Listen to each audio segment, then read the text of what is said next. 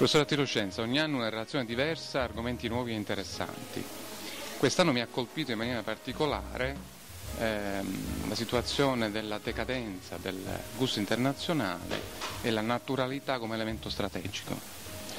Sì, in effetti, questi sono indicatori che vengono dai consumatori più avanzati in termini di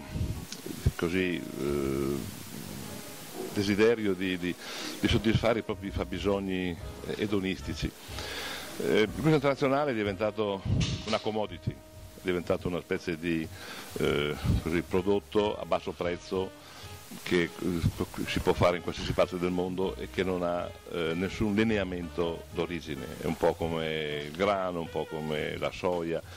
Quindi noi dobbiamo abbandonare questa strada, perché è una strada che premia solamente quelle viticolture che producono a basso costo.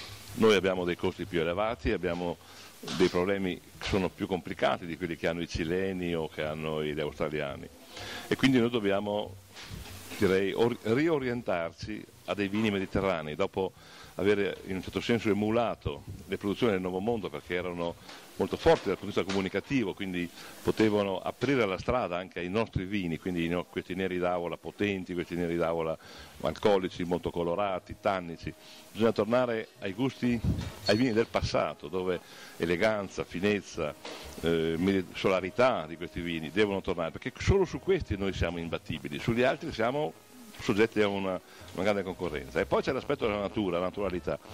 E qui ancora una volta gli americani si stanno anticipando, perché loro hanno questa sensibilità di precedere anche i nostri bisogni, e noi dobbiamo far sì che il vino sia un prodotto che contribuisce al mantenimento di questa natura e di questo ambiente culturale, un ambiente biologico, un ambiente fatto di tante variabili.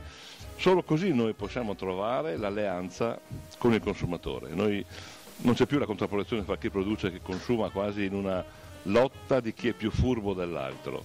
Noi dobbiamo fare in modo che il consumatore diventa con noi un complice, una specie di socio con il quale noi collaboriamo per difendere la natura. Questo è il modo con il quale noi possiamo anche finalmente ricoinvolgere i giovani nel consumo del vino, con gli strumenti moderni della comunicazione naturalmente.